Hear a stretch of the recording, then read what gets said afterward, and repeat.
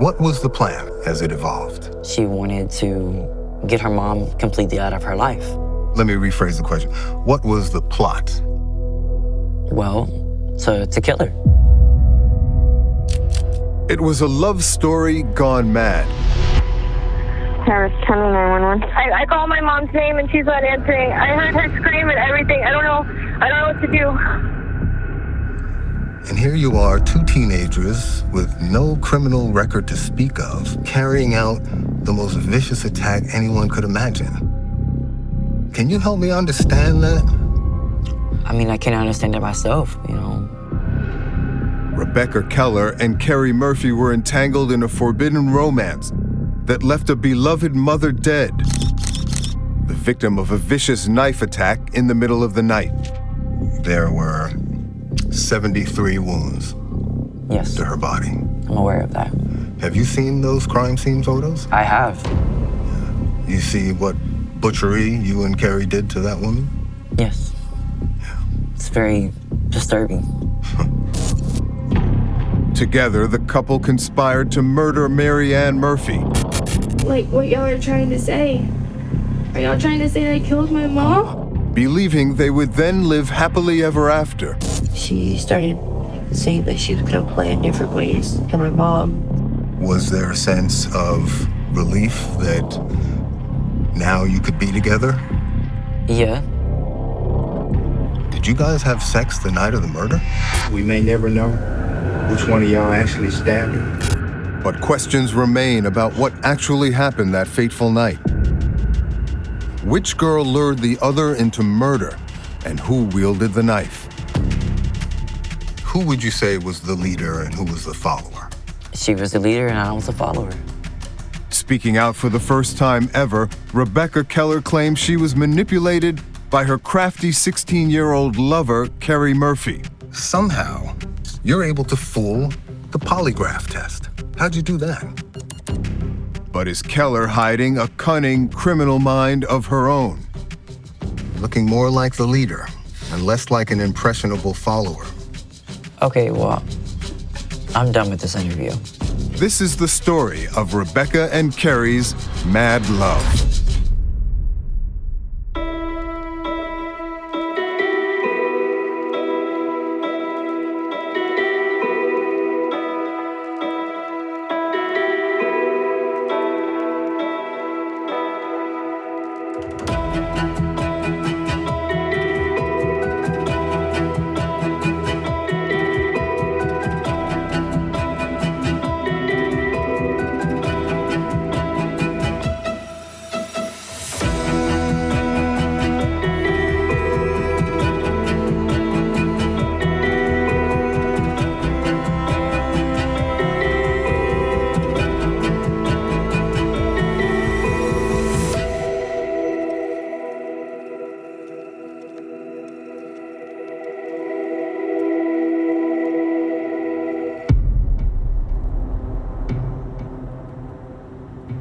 Today, deep in the heart of Texas, I'm investigating a case where a tempest of young love turned deadly.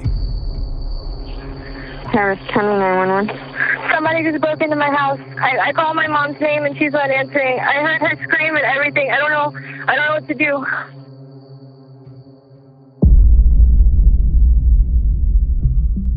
On July 16, 2012, in Humble, Texas, 16-year-old Kerry Murphy called 911.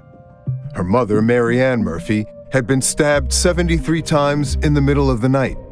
At first, Kerry claimed it was a shocking home invasion. There were signs of a break-in and a bizarre note left on the kitchen table. But as police dug deeper, a more sinister truth emerged. And at the center of it was a forbidden romance between Kerry and one of her high school classmates, Rebecca Keller. I kind of had a fear of her mom. Her mom kind of scared me. Keller and Murphy's obsessive romance erupted in the brutal stabbing death of Murphy's mother, Mary Ann. Both pled guilty to murder. Keller is now serving 60 years in prison, and Murphy received a 30-year sentence. Today, speaking for the first time about the crime, Keller says she wants to bear all. And I want to understand how two teens with no history of violence cross the thin line between love and hate.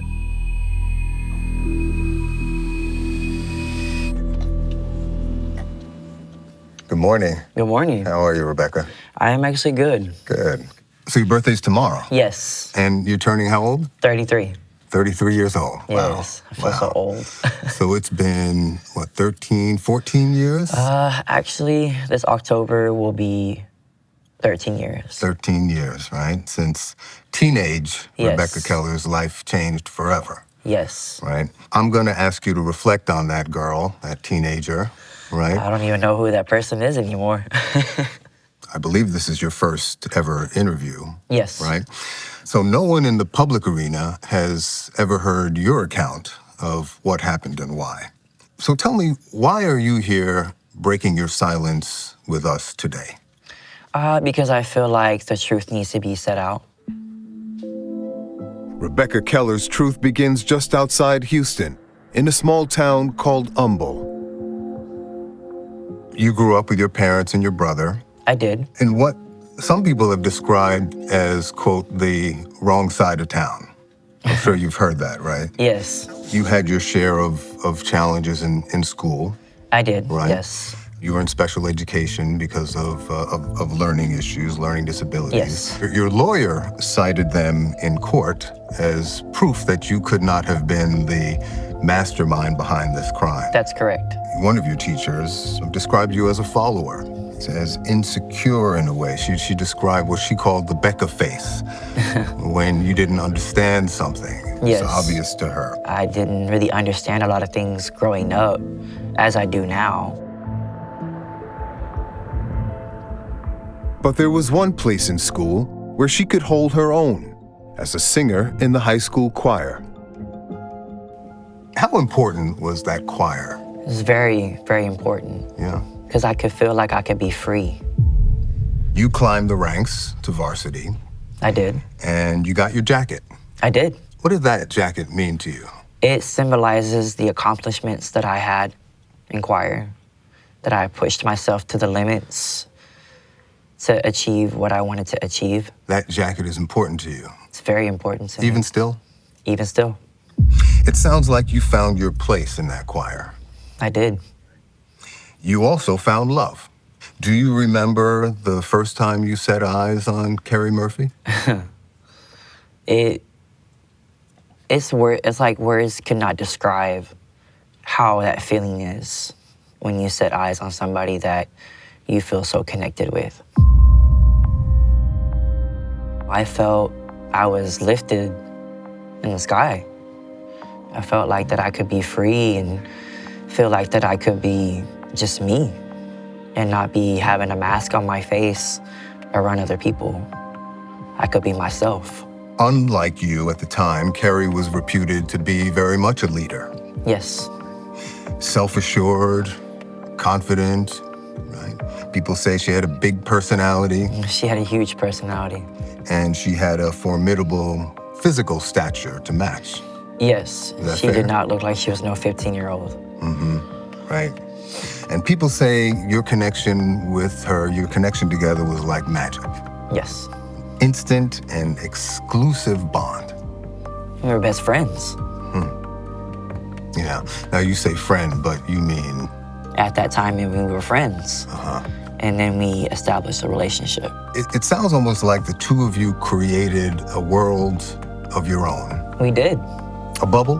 A bubble, in a way. We would actually be like in a room to where we were locked from things that could hurt us, and we just felt like we could just be as one. But not everyone is happy about your No. newfound love, right? The record suggests your mom wasn't so thrilled about it, but Marianne Murphy was dead set against it. Yes, Is that fair? that's fair. And why do you think? Was it the age difference? I don't think it was because of the age difference. I think it's because of me being a woman. The sexuality?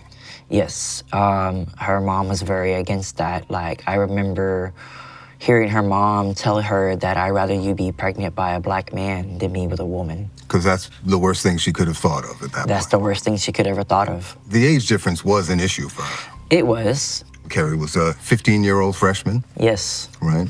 You were a 19-year-old senior. yes, And that's understandable. I mean, you know, I'm a parent, and at that age, like when you're in your 20s and 30s, yeah, 4 years isn't such a big age difference. But when you're a teenager and separated by a legal bright line, right. that's a big deal. I can understand why she would object to the age difference. Can you? I mean, looking back now, yes. There was a lot of sneaking around going on back There then, was, right? you know, teenagers, they sneak around. Right. Marianne was the one trying to burst the bubble that Yes. you and Carrie had created, right? Yes, Is that fair? that's fair. It sounds like because of that, both you and Carrie came to hate her. I didn't really come to hate her. I just came to dislike her. Really? Yes. Not stronger than dislike? No. She was standing in the way of what was, according to you, the most important thing in the world at that point, that relationship. So far, Rebecca Keller's responses to my questions were straightforward, her demeanor almost calm. But I knew it was a facade, one that hid a primal fear. At one point, you referred to yourselves in writing as Romeo and Juliet. You remember Yes, that? I remember that. It was based off of the Shakespeare story. Her father keeping her away from this boy, and it's basically similar. Star-crossed lovers, Yes. right? Do you remember how it ends? That they both drink poison to kill each other. They both martyr themselves or are martyred to love. They're the ones that die. Yes. It's not the same as your story. No.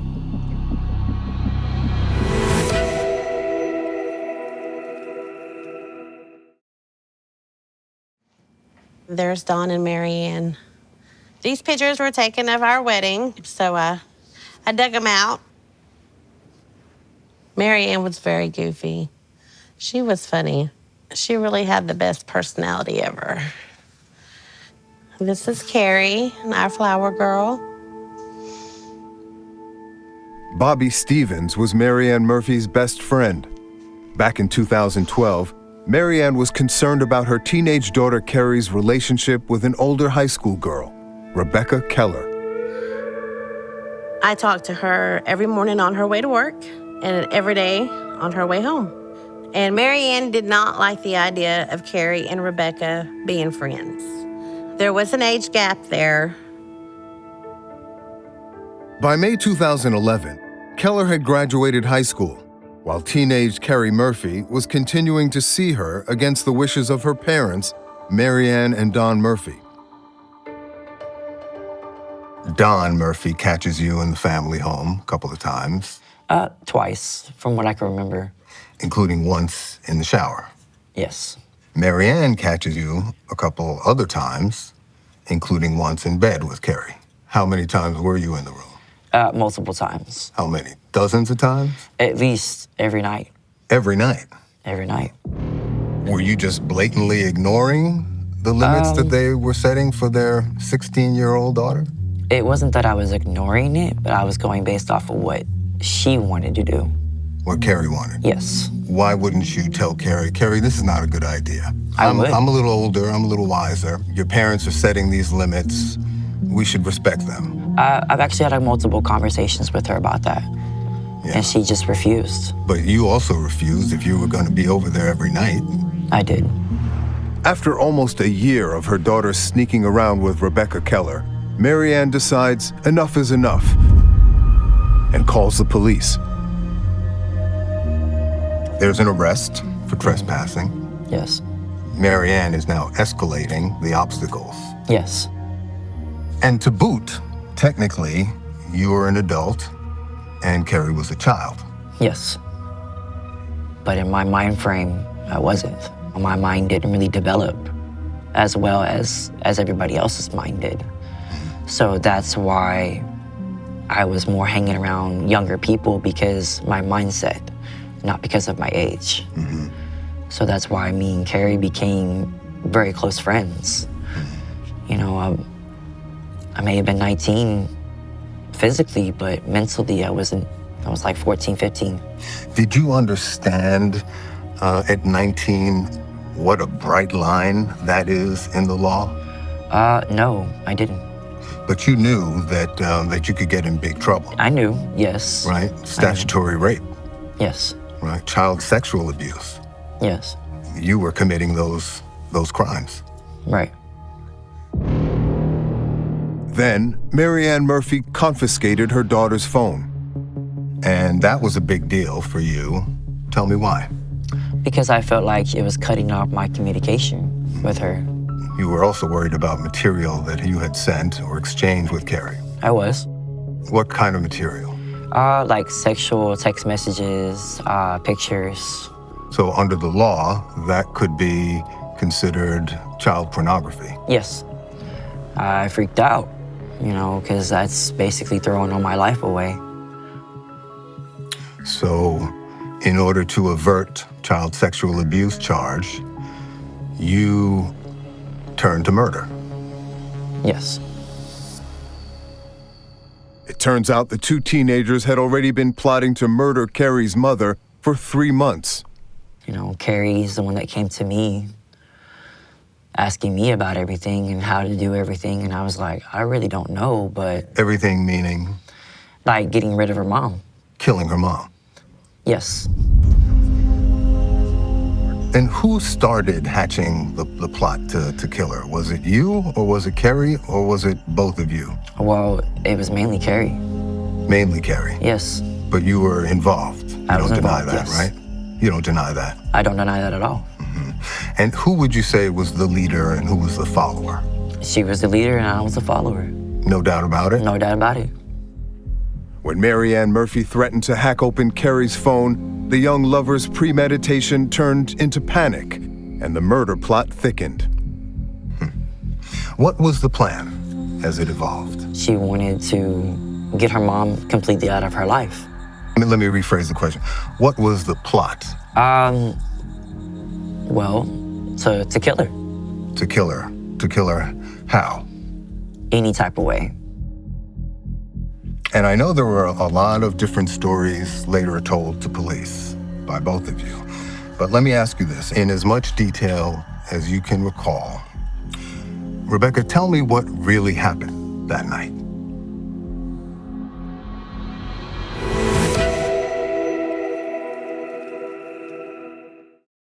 They were, to me, what a fairy tale family looked like. Christina and Kevin Sullivan were like family to Marianne Murphy. My home was a little bit broken, but that family welcomed not only myself, but my now wife and daughter into theirs. And I referred to Marianne as Ma. They were the old school type, and that's the name that stuck. Marianne was a wonderful mother. She moved mountains to make sure those kids had a good life. And she taught me how to be a good mom.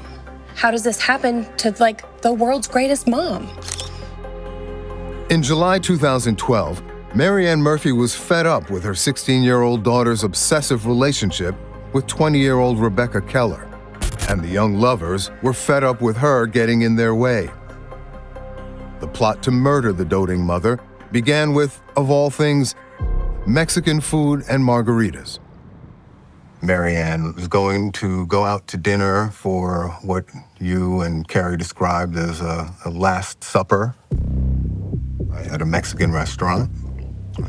I gather you weren't invited to that. No, I didn't even know they went to a Mexican restaurant. That was a typical July 15th to go get 55-cent margaritas with Ma. Marianne would joke that she could have 2 margaritas for cheaper than a Dr. Pepper. It was just a normal evening, a normal summer night, hanging out and talking and chatting, Carrie actually was getting ready for back to school. She and I were shoe shopping while we sat at the table that night. At the time, it didn't seem like Carrie was acting strange. After dinner, the Sullivans stopped by the Murphys' house before calling it a night. And Marianne eased into a deep sleep. That's when the young couple sprang into action, and Rebecca Keller arrived at the Murphy home where Carrie was waiting. To this day, only the killers know exactly what really happened next. And both have a reason to lie. And I know there were a lot of different stories later told to police by both of you. But let me ask you this, in as much detail as you can recall. Rebecca, tell me what really happened that night. Well, I get there, I'm waiting for her to open the door. It takes her a little while. Once she's opened the door, we get everything set up. Her mom's in there asleep. You get everything set up, meaning? Like, get the knives and the clothes and everything like that, and the bags and everything. So I can, whenever I leave, I can take the clothes after the attack. Marianne is in bed in a deep sleep? In a deep sleep, yes. Having been drugged? Yes. With Benadryl. Anything else? As far as I know, it was just Benadryl. I get there into the room, in the living room, and she's got everything set up on the table. The gloves and everything, and all I did was give her the knife. I said, well, okay, let's get this done.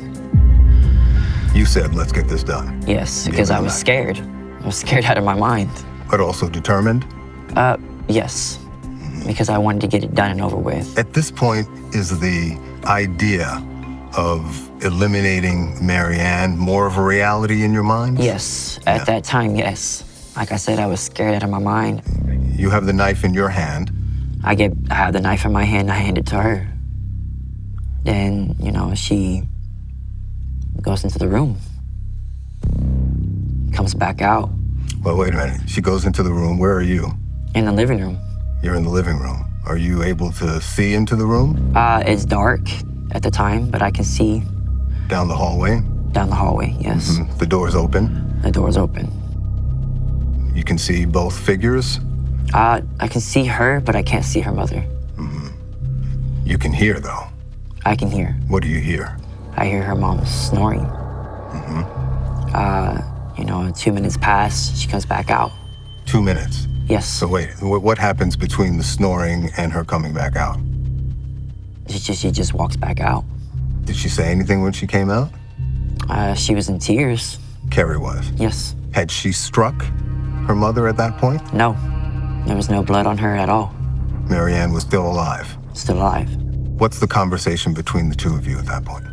I ask her what's wrong, why she's crying. She says she's scared. So I guess I calm her down, and tell her, this is what you wanted to do. You giving her a little pep talk? A little bit of a pep talk, yes. Do you remember what you told her? Not really. This is what you wanted? Well, yeah, this is what she wanted, This is really what you both wanted? Yes, at that time, yes, we both wanted it. Mm-hmm. We both wanted her out of our lives. So now you're saying that you're encouraging her to go through with it? Yes. Even though she's clearly having second thoughts? Yes. This pause in the attack is news. It's nowhere in the police or court record, and if true, might indicate that Carrie Murphy could not or would not go through with the stabbing, and that Keller stepped up. Okay, what happens next? I guess like the first couple stabs, I start hearing screaming. And then more screaming, and it gets louder and louder.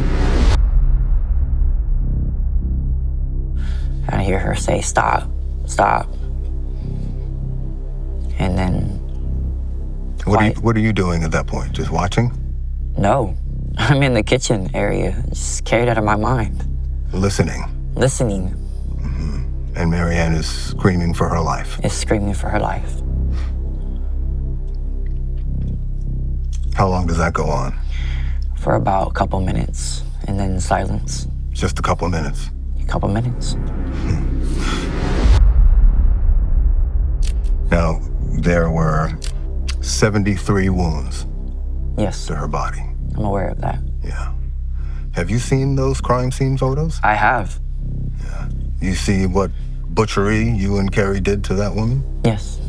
Yeah. It's very disturbing.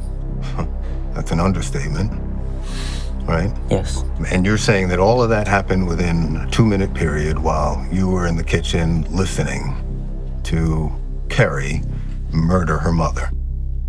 Yes. You never went into the bedroom No. and took part in that attack? No. Never. Never. You didn't ever stab Marianne Murphy? No. All Carrie. All Carrie. And you're just the accomplice. Accomplice, yes.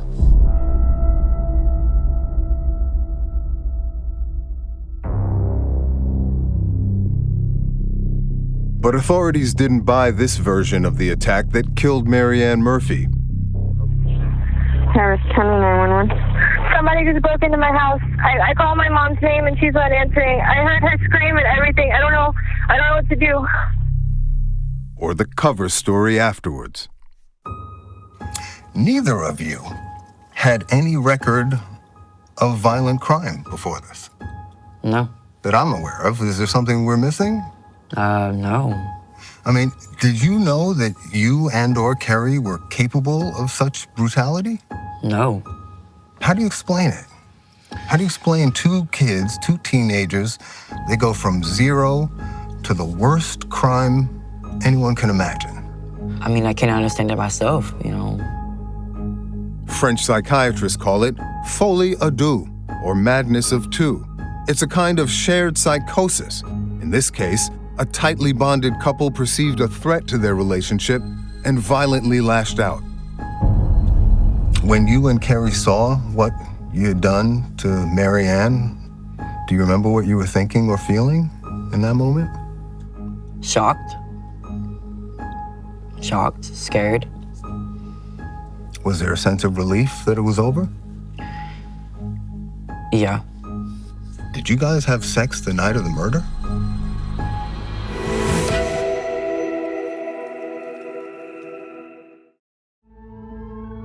"73 stab wounds, 2 young lovers, and 1 beloved mother left dead in cold blood."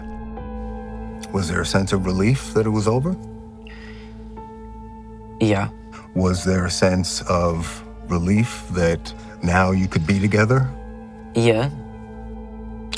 Prosecutors charged both girls with murder and Keller with child sexual abuse for having sexual contact with her 16-year-old accomplice on or around the night of the murder, July 16, 2012. Did you guys have sex the night of the murder? No. That night we didn't have sex. You weren't celebrating the crime? No. After that, I left. So then the cover-up starts, right? It begins immediately? Yes. What happens? You tell me. Well, I get all the clothes, I get all the knives and everything. We get everything, put it in a bag. I leave. And that was around what time? Around 1 o'clock? A little after? A little bit before Before 1 because 1. that's when I went and I got rid of the clothes. Under intense police scrutiny, the dynamic in their relationship shifts. Once believed to be the smarter and more confident of the pair, Carrie Murphy can't keep her story straight. At first, she blames a home invasion. I woke up to my mom screaming, "Stop, stop, help me, help me, help me, stop." I just kept hearing her scream over and over again, and I didn't know what to do. And I got really scared. I heard 2 men in the kitchen. I just heard like a man's voice go, "Shut up, shut up." She tried to put it on blame on 2 guys in the beginning. 2 black guys. One was supposed to be Mexican and one was supposed to be black. I see. Okay, well, I have to say that the number of times that both of you try and point the finger at unnamed black guys is amazing. Like I explained to him in the car, the only suspicious thing, because he asked me about suspicious movements or anything. And I had noticed this African American man like staring at my table. She started telling me, yeah, I'm gonna tell my brother that these two black guys, they were driving by the house. Are you guys racist, or was that just No. a tactic to embellish your cover story? Well, no, I'm not racist. Neither one of us are. So why are you pointing the fingers at unnamed black men? I wasn't. When police tell Kerry Murphy her version of events doesn't make sense, There seems to be something that doesn't add up. Okay, but you are not being truthful. Yes, I am. her story changes, and she claims that she conspired with a high school classmate, Zain Ahmed, to scare her mother, but instead, he stabbed her. I met him through an ex-boyfriend at the mall. What's his name? Zain. Zain Ahmed had nothing to do with the crime. It took police only 48 hours to arrest Kerry Murphy. I'm so scared. But Rebecca Keller, who is perceived to be unintelligent and insecure, proves clever and cool under police interrogation, skillful in lying and pointing the blame elsewhere. No, I didn't have any knowledge about that. That's why I said that Zain, the last time, I was here, Zain was at home. He was at home. Well, my question is, did you feel bad about framing an innocent boy? I did. I felt guilty But you were prepared to do it anyway. because I was following her lead. You're a follower? Yeah. You're not looking like a follower here. You're looking like a leader. You're looking like somebody who can hold her own, even under intense pressure, even under intense investigation. At one point, you even swear on the Holy Bible as you're twisting them around in lies. And you being completely honest with me? Yes, I'm being completely honest with you on the Holy Bible. Remember that? I don't remember that. And my personal favorite, you play the shrinking violet. Do I look like a bad girl? I'm a good girl. Do I look like a bad kid? No. I'm a good kid. Remember that one? I don't. Okay. You're bobbing and weaving and throwing curveballs, all the while knowing exactly what you and Kerry did to Marianne Murphy. Were you the one with the power in that relationship? Controlling Kerry? After all, this whole plot was in service to sparing you from a potential child sexual abuse and prison term. Well, I mean, I guess. There's an interesting shift taking place as I press Keller about instigating the crime. Her denials seem to weaken and lead to stunning admissions that reveal a shrewd criminal mind. Were you the one manipulating Kerry into murdering her mother to spare you a possible prison sentence? No, she was manipulating me. Because it's starting to look like the opposite here. She goes down in 2 days. You're several months in, spinning the detectives around. And then, somehow, despite all your alleged deficiencies, you're able to fool the polygraph test. How'd you do that? Well, from what the questions they asked me, I answered them honestly. Okay, here's the first question. Were you present when Kerry's mother was stabbed? You said no. That's a lie. Well, I mean, at that time, when they asked me that question, I was thinking that I was in the house, yes, but I wasn't in the room. I see.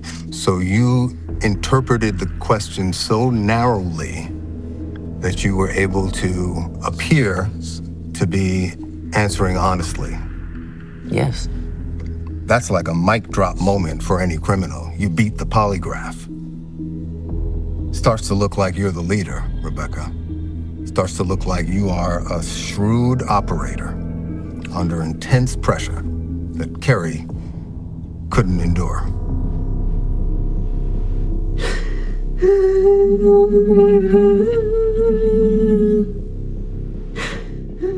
It takes investigators 4 long months and 5 different interrogations to break through Keller's deflections and defenses. Finally, we get to that 5th interrogation. sitting in that room with your varsity jacket on. I feel like the walls are caving in. We may never know which one of y'all actually stabbed her. At that moment, are you worried that Carrie is cooperating with the authorities against you? No. You're not? Finally, Rebecca Keller, sporting her varsity choir jacket, is about to sing and serve up her teenage lover. She started saying that she was going to plan different ways to kill her mom. The walls are closing in on you. By October, now you're straight up throwing Carrie under the bus at every turn. And when the questions intensify, Keller can't stand the heat. Okay, well, I'm done with this interview. Oh, you're done? Why?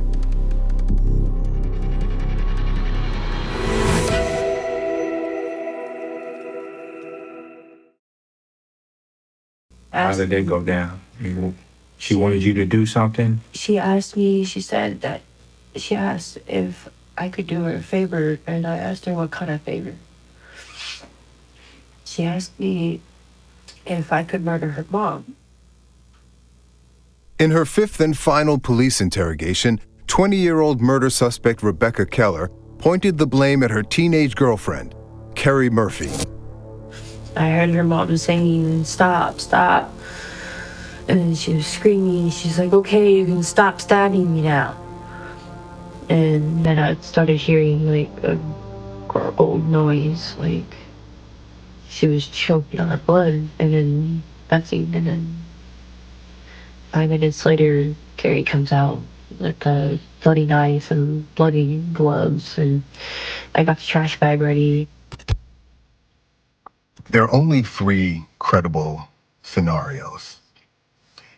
She did the stabbing, you did the stabbing, or you both did the stabbing. Which one is true? She did the stabbing. She and only she. Yes. But there's a final act in this Juliet and Juliet tale, and a surprising last twist in our interview. This is a call from an inmate at Harris County Jail. While facing murder charges, Keller and Murphy spoke often. Baby, that's great. I love you. I love you too. On a recorded line. And it would be in one of these calls that the truth about who stabbed Marianne Murphy finally slipped out. For the prosecution, the smoking gun came in a recorded call from jail to Carrie, where you basically, according to the state, acknowledge doing the stabbing. And you learn that Carrie was the one watching. You say, "You didn't see what I saw that night." Carrie says, "Actually, I did." You say, "In person?" I did. What do you mean you did?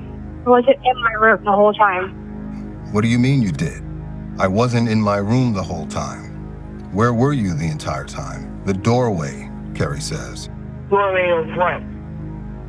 My mom's room? Oh my God, babe. I thought I told you to stay in your room. How do you explain that? Well, I don't know.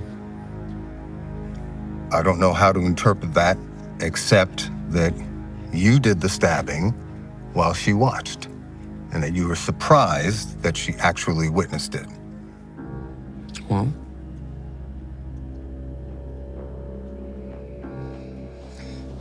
I mean, I really don't know. You can't explain that? No. Do you remember that phone call? I don't. It was a key piece of evidence in the case. Oh, I remember it being the key evidence, but I don't remember that conversation at all. You don't remember that? Because there's hundreds and hundreds of phone calls. If Keller hoped to change the narrative of the murder, she seems about defeated. But 13 years later, she's still unwilling to take responsibility. You later told someone that you began stabbing Marianne and blacked out. And when you emerged, Carrie told you you had gone, quote, overboard. Is that what really happened? Not from what I remember, everything that was going on. Is it possible that you did the stabbing in a state of blackout? No, not really. This whole idea of blacking out, going into a kind of frenzy, going overboard, that would explain those crime scene photos, right? Right. 73 stab wounds all over her body, her throat cut, defensive wounds all over her body, wounds to the torso, wounds to the back, wounds everywhere. Absolute butchery, Rebecca. Looks like someone in a violent frenzy. So let me ask you again. Is it possible that you, in some quote-unquote blackout state, went in there, started stabbing her, and went into a frenzy that it's hard for you to recall? Well, I guess. I mean, I don't really know. Looking more like the leader and less like an impressionable follower. Okay, well, I'm done with this interview. Oh, you're done? Why? I'm done because you're trying to make me seem like I'm a monster and I'm not. Miss Crumpton, let me out.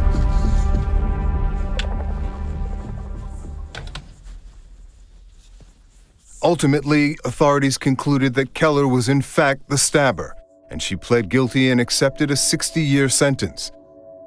Her accomplice, Kerry Murphy, also pled and was sentenced to 30 years. For the people who loved Mary Ann Murphy, neither sentence was enough. When the plea agreements came out, I wasn't happy with them. I don't think that's near enough for what they did to such a wonderful person. I feel like there's no amount of time you can put someone in jail or prison to justify the beautiful life that was lost. Carrie and Rebecca thought that by removing Mary Ann, they could be together and live happily ever after. Morons. And you think, how on earth did you idiots think this was gonna work? Did you think you were gonna ride off into the sunset and pin it on somebody else and no one was gonna figure it out? This is your mother. Today, as they sit in separate Texas prisons, the mad love between Rebecca Keller and Kerry Murphy is long gone, but their victim is dearly missed and forever remembered. If I could say something to Mary Ann, I'd just tell her I love her and I miss her.